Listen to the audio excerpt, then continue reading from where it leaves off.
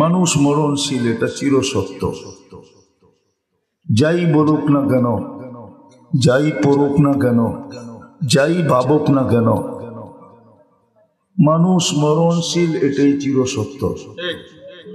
এই ব্যাপারে সারা দুনিয়াতে কারো কোনো মতভেদ নাই।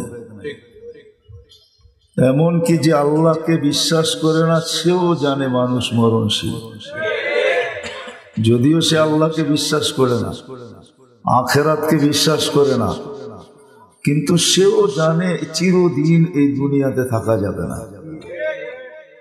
কখন যাবে এটাও জানে না। যতই বিদ্বান হোক না কেন, যতই আমরা বলি না কেন আমরা টেকনোলজি সমৃদ্ধ, আমরা বিজ্ঞান সম্মত, আমরা বড় উন্নত, বললে কি হবে? এখনো মেশিন আসে নাই মানুষের হাতে যে শরীরে লাগায় বলে দিবে কে কখন যাবে। কারণ আল্লাহ যাওয়ার কোনো সিরিয়াল রাখেন নাই, আসারটা রাখছেন, এটা সত্য। আসার সিরিয়াল আছে, যাওয়ারটা নেই। কেননা ফেরেশতারাও আল্লাহকে প্রশ্ন করছিলেন, লাম্মা আখরাজা যুররিয়াতা আদম, আদমের সন্তানদেরকে রূহের জগতে যখন আল্লাহ ওনার পিঠ থেকে বাহির করে একত্রিত করছেন, তখন ফেরেশতারাও প্রশ্ন করছিলেন, আল্লাহুম্মা লাম ইয়াসাইদ দুনিয়া, এত কেন বানাইলেন? দুনিয়ায় জায়গা নিবে না। কেননা দুনিয়াটা বেশি বড় না, কিন্তু 24,000 মাইল হলো আমাদের এই দুনিয়ার ফুটবলটা, মাত্র কত? যেদিক দিয়ে মাপবেন আপনি 24,000। এই জন্যই আমাদের রাত দিন 24 ঘন্টায় হয়। পার ঘন্টায় 1000 মাইল সে ঘোরে, 24 ঘন্টা একবার প্রদক্ষিণ হয়। এই জন্য আমাদের দিন রাত 24 ঘন্টায়। ফেরেশতাদের কথা ছিল দুনিয়া তো জায়গা নিবে না, তো আল্লাহর উত্তর ছিল জাআলতু লাহুমুল মাউতা, আসবে যাবে, জায়গার অভাব হবে না। কিন্তু ফেরেশতাদের আরেকটা প্রশ্ন ছিল, আল্লাহুম্মা লাম ইয়াইশ ফিদ দুনিয়া, আল্লাহ তেলে পাঠায় লাভ কি হবে? মজা তো পাবে না। মজা বোঝেন? স্বাদ বোঝেন? স্বাদ, দুনিয়ার স্বাদ তো পাবে না, মজা তো পাবে না, পাঠায় কি লাভ হবে?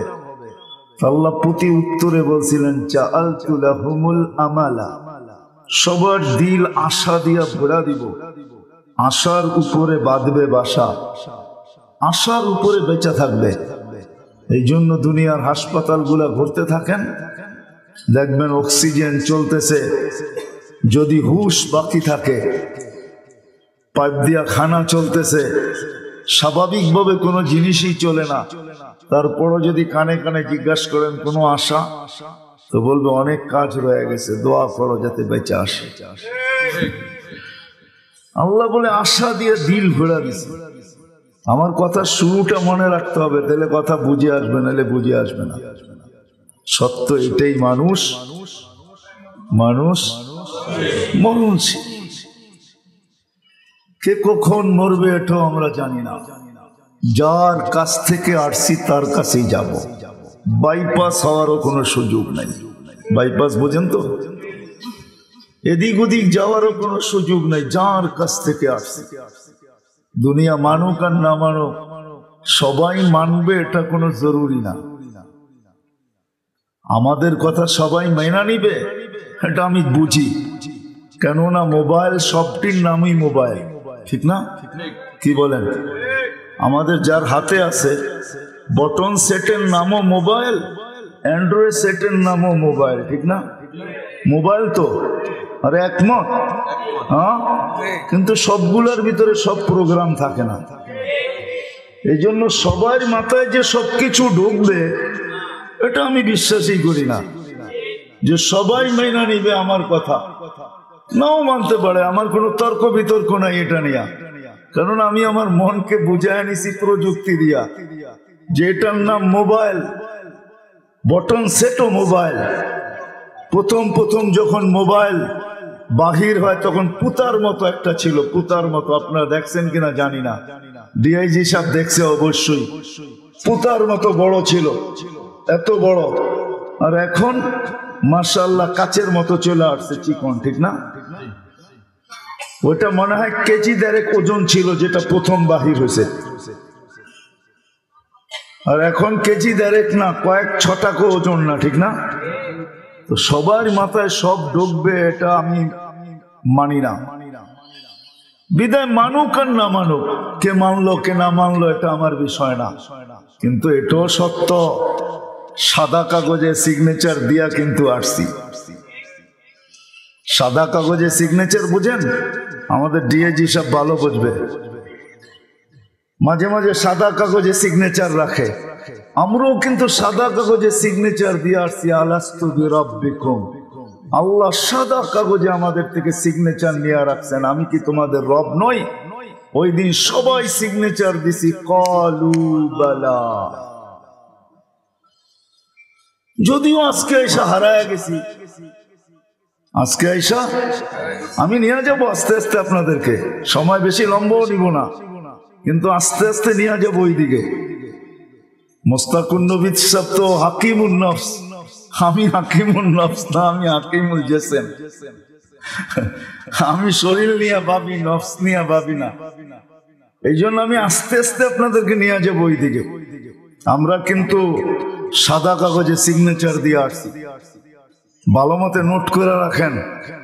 আরেকদিন কিন্তু এই সিগনেচার দেখাই আল্লাহ আমাদের চিৎকার বাহির করবে, রব্বানা ইন্নানা আবসারনা, রব চোখে দেখা ফেলছি, ফারজি'না আমাল সালিহা ইন্না লামুকিনুন, আয় আল্লাহ বিশ্বাস হয়ে গেছে, ফিরত পাঠাও, এবার আর ভুল হবে না। আজকে যে যত কথাই বলুক না কেন, সিগনেচার কিন্তু আল্লাহ রেখা দিছে। এই জন্যই কোরআন এক জায়গায় বলে, তোমার ফিঙ্গার ছাপ তোমাকে ফেরত দিব। কোরআনে আছে, ওলামা জানে, আল্লাহ বলে দিছে, শুধু সিগনেচার রাখি নাই, সাথে সাথে টিপসইও রেখা দিছি, টিপসই। আজকে সিগনেচার এত বেশি গ্রহণযোগ্য না। ডিআইজি সাহেবকে জিজ্ঞাসা করেন, তাইলে এয়ারপোর্টে ফিঙ্গার কেন রাখে? টিপস, সিগনেচার এত বেশি বড় গুরুত্ব বিষয় না, এখন এখন হলো ফিঙ্গার গুরুত্ব বিষয়। ফিঙ্গার রাখে, আল্লাহ বলে শুধু তোমার সিগনেচার রাখি না, আমি ফিঙ্গারও রেখা দিছি। ফিঙ্গার কি হুজুররা কি বলে, কোরআনে আছে ফিঙ্গারের কথা? সত্য তো? আল্লাহ বলে তোমার ফিঙ্গারও আছে এখানে দেওয়া, তোমাকে মিলায় দিব। আজকে যত কথাই বলো, যত কথাই বলো তোমরা, অনেকেই বোঝে না আমাদের কথা, না বুঝার কারণে উল্টা পাল্টা উক্তি যুক্তি করে। আমি ওইদিকে যাব না, মতানৈক্যের কথার দিকে, বুঝানোর জন্য বলতেছি। মানুষ মরণশীল, যার কাছ থেকে আসছি তার কাছে চলে যাব, বাইপাসের কোনো সুযোগ নাই। এই জন্যই আল্লাহ কোরআন আমাদেরকে চিৎকার দিয়া বুঝাইতে চাইতেছে। আল্লাহ আমাদেরকে বুঝান, আল্লাহ রসুল আমাদেরকে বুঝান, বাধ্য করেন না, ইচ্ছা করলে করতে পারেন। এই জন্যই আল্লাহ কিছু জিনিস রাখছেন আমাদের চতুর্দিকে, তো দৃষ্টিও আকর্ষণ করছেন। উনজুর ইলাস সামাই ওয়া ইরতিফাইহা, উনজুর ইলাস সামাই ওয়া ইরতিফাইহা। জিনাইদার মানুষ, মাঝে মাঝে আকাশটাকে দেখো, তারাউনাহু বিগাইরি আমাদ, কোথাও খুঁটি নাই। তোমাদের বিজ্ঞান এত উন্নত, তোমাদের হোবল এত পাওয়ারফুল। হোবল চিনেন? নাসার সবচেয়ে বড় দূরবীন যেটা হোবল বলে, তোমাদের হোবল এত পাওয়ারফুল, এত বড় ফিতা তোমাদের কাছে, মাঝে মাঝে আকাশটা দেখো, কোথাও খুঁটি নাই। তারাউনাহু বিগাইরি আমাদ, কোথাও এটার খুঁটি নাই। আজ পর্যন্ত হোবল খুঁজতে খুঁজতে কোথাও খুঁটি পায় নাই, নাই কোত্থেকে পাবে? আল্লাহ বলে তারাউনাহু বিগাইরি আমাদ, খুঁটি ছাড়া দাঁড় করায় রাখছি। একটানা সাবআ সামাওয়াতিন তিবাকা, একের পর এক সাতটা, সবগুলো এক সমান বড় না। বাংলাদেশে কোনো ওয়ার্ল্ড কাপ খেলার মতো কোনো স্টেডিয়াম বাংলাদেশে নাই। সেটা ঢাকা বলেন আর মিরপুর বলেন আর চিটাগাং বলেন, ওয়ার্ল্ড কাপ ফুটবল খেলার মতো কোনো স্টেডিয়াম বাংলাদেশে নাই।